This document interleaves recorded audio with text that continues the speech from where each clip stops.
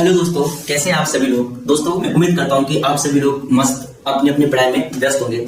दोस्तों आज जो हम सीखने वाले हैं वो हमारा कक्षा 10 का जो अध्याय है सांख्यिकी स्टैटिक्स। दोस्तों ये कक्षा 10 में भी आता है और जो हमारे कॉम्पिटिटिव एग्जाम है उनमें भी हमसे छोटे छोटे प्रश्न पूछ लिए जाते हैं। दोस्तों हमारे एग्जाम बिल्कुल करीब आ चुके हैं और हमें जरूरत है कि एक वन शॉट वीडियो देखने की। दोस्तों ये छोटे छोटे प्रश्न को आज हम कवर करने वाले हैं। दोस्तों जो आज का जो हमारा अध्याय है वो है सांख्यिकी स्टैटिक्स। इस स्टैटिक्स में हम सीखने वाले हैं कि भाई परिसर क्या होता है। कभी कभी एग्जाम में पूछ लिया जाता है और अधिकतर विद्यार्थियों को नॉलेज नहीं होती कि परिसर होता क्या है। उसके बाद में दोस्तों यहाँ पर हम माध्य, बहुलक, माध्यिका ऐसे कुछ प्रश्न करेंगे। वन बाय वन हम इसी सीरीज में आगे बढ़ते रहेंगे। तो दोस्तों हमारा जो पहला जो प्रश्न है वो देखिएगा कि दिया गया है कि कुछ सूचनाएं दी गई है हमें कि 10, 10, 9, 10, 10, 11, 10, 11, 9 और हमें निकालना है इसमें परिसर।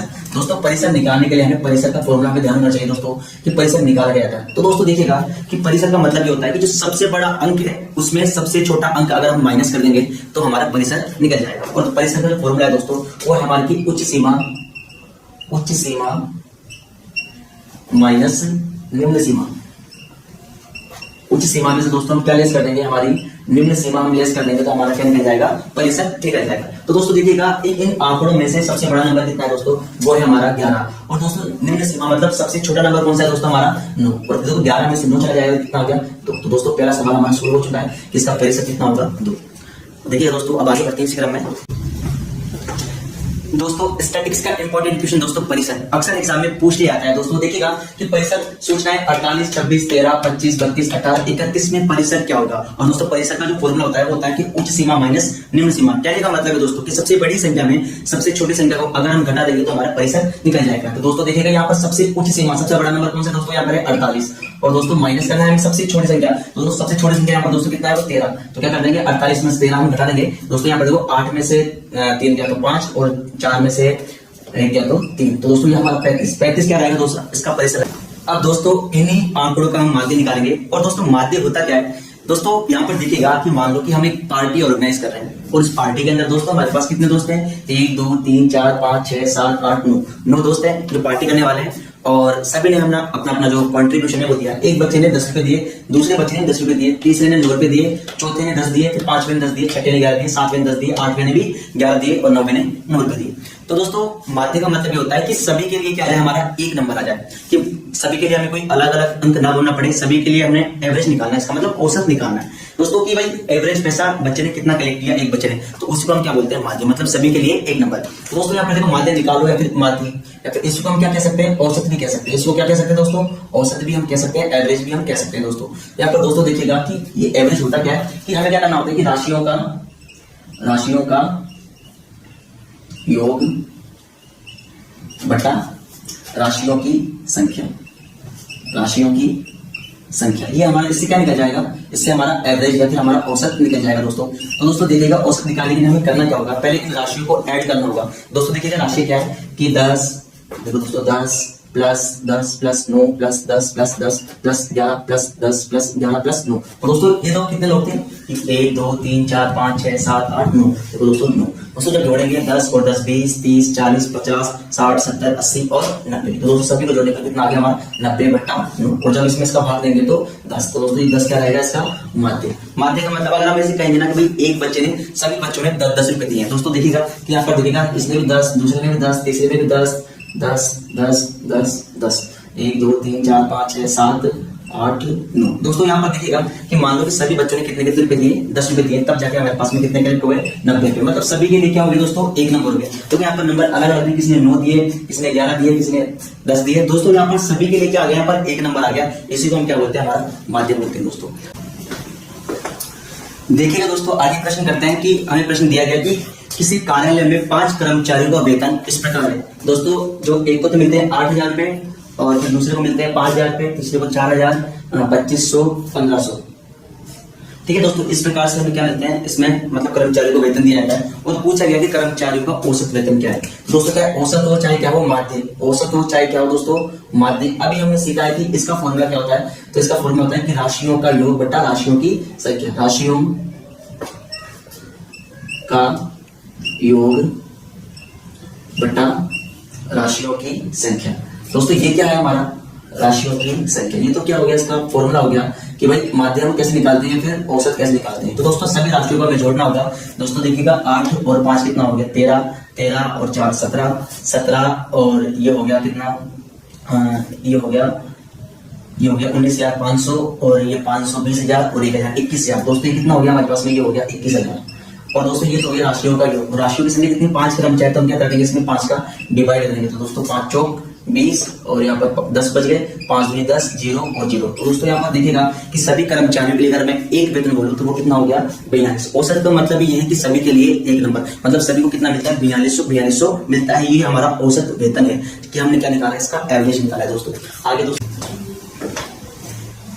दोस्तों जुड़े रहिए हमारे साथ, बनी रहिए। आज आपको एक जूस मिलने वाला है दोस्तों स्टैटिक्स का। दोस्तों आगे हमारा प्रश्न है कि आंकड़े दिए गए 1720, 1750, 1760 तथा 1710 का हमें माध्य याद करना है। दोस्तों आप वीडियो को पॉज कीजिए और इसका माध्य निकालिए।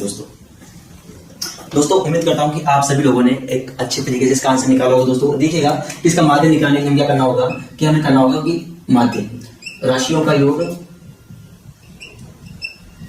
राशियों का योग बटा राशियों की संख्या, राशियों की संख्या। तो दोस्तों देखिएगा कि हम क्या करते हैं, इन सभी राशियों को ऐड कर लेते हैं। तो 1720, 1750, 1760 और 1710 इन सभी को ऐड करने पर दोस्तों कितना आ गया है हमारा कि 6,940। और दोस्तों इस कितनी संख्या है 1 2 3 4, हम क्या करेंगे इसमें 4 का भाग देंगे। दोस्तों यहाँ पर देखिएगा 4 एकम 4 और कितना बच गया यहाँ पर 2, ठीक है। और 4 सत्ते 28। दोस्तों कितना बच गया यहाँ पर 1 और यहाँ पर देखो 4 तिया 12 और दोस्तों यहाँ पर कितना बच गया 2 और 4 पंजे 20। दोस्तों उम्मीद करता हूँ कि आप सभी लोगों का जो आंसर आया होगा वो कितना आया होगा 1735 रुपए। क्या रहेगा दोस्तों इसका माध्य, मतलब ये सभी अलग अलग नंबर है ना दोस्तों, इन सभी के लिए एक नंबर आ चुका है हमारे पास। अगर हम सभी की जगह हम क्या रखें 1735, 1735 तभी भी सभी को जोड़ने पर कितना जाएगा 6,940 हो जाएगा सभी के लिए एक नंबर। दोस्तों अब आगे दोस्तों देखिएगा हमें औसत वाला एक सवाल दिया गया है। दोस्तों इसमें कहा गया है कि 5 बच्चों की औसत आयु 14 वर्ष है। मतलब एक बच्चा के साथ है 14 वर्ष का, दूसरा बच्चा भी 14 वर्ष का है, तीसरा बच्चा भी 14 वर्ष का है और पांचवा बच्चा 14 वर्ष का है। मतलब जो 5 बच्चे हैं उन सभी की जो औसत आयु निकाली गई ना वो 14 वर्ष निकाली गई है।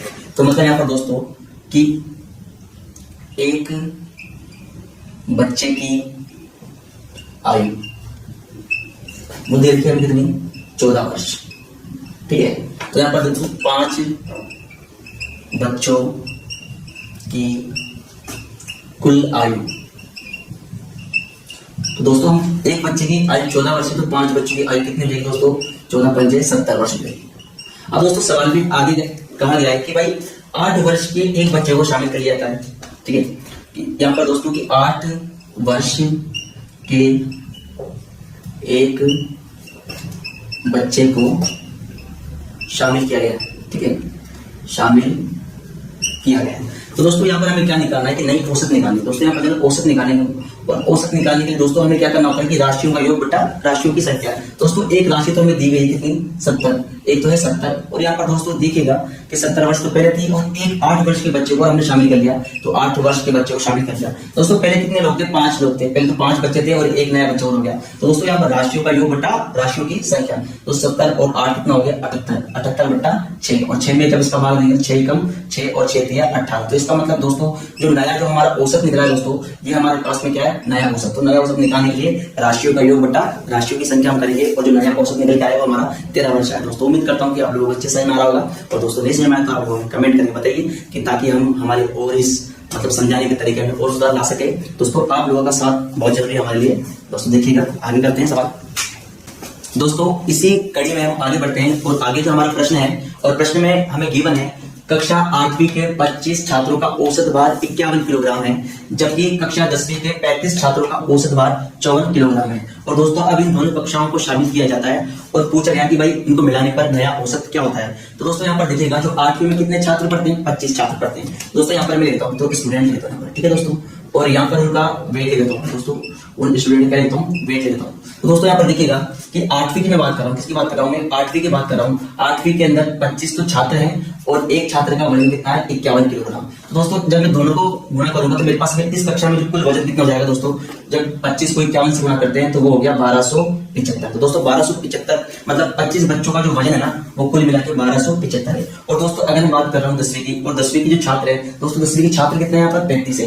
10वीं के छात्र कितने हैं 35 है, और एक छात्र का वजन है 54 किलोग्राम। एक छात्र का वजन कितना है 54 किलोग्राम वजन है। तो 35 छात्रों का वजन कितना हो गया दोस्तों, तो ये हो गया हमारे पास कितना 1890 किलोग्राम हो गया। दोस्तों कितना हो गया 1890 किलोग्राम हो गया। तो दोस्तों यहाँ पर औसत निकालना है, हमें क्या निकालना है, औसत निकालना है। और औसत निकालने के लिए दोस्तों हमारा फॉर्मूला क्या है कि राशियों का योग बटा राशियों की संख्या। दोस्तों यहाँ पर देखो राशियों का योग, तो 1275 प्लस 1890 को मैं जोड़ लेता हूँ क्योंकि हमारे पास ये दो नए आंकड़े निकल कर आए हैं दोस्तों। और यहाँ पर दोस्तों देखिएगा कि कक्षा 8वीं के अंदर तो पढ़ चुके 25 बच्चे और 10वीं के अंदर कितने दोस्तों 35 बच्चे। और दोस्तों जब इन दोनों को मैं जोड़ लेता हूँ तो जोड़ने पर 1275 और 1890 को जोड़ने पर दोस्तों ये आ जाता है हमारे पास में 3165 आ जाता है। और दोस्तों यहाँ पर 35 और 25 दोस्तों ये कितने हो गए 60 हो गए दोस्तों। अब मुझे क्या करना है 3165 किसका भाग देना है 60। और दोस्तों आप लोग डिवाइड देना, और जब 3165 के अंदर जब हम 60 का भाग देंगे तो दोस्तों कितना आ जाएगा 52.75 हमारा क्या रहेगा दोस्तों, ये आंसर हमारा रहेगा। दोस्तों भाग और डिवाइड सिखाना हमारा उद्देश्य नहीं, हमारा उद्देश्य कॉन्सेप्ट से करवाना। दोस्तों आप उम्मीद करता हूँ कि आप लोगों को समझ में आया होगा। दोस्तों आगे प्रश्न करते हैं।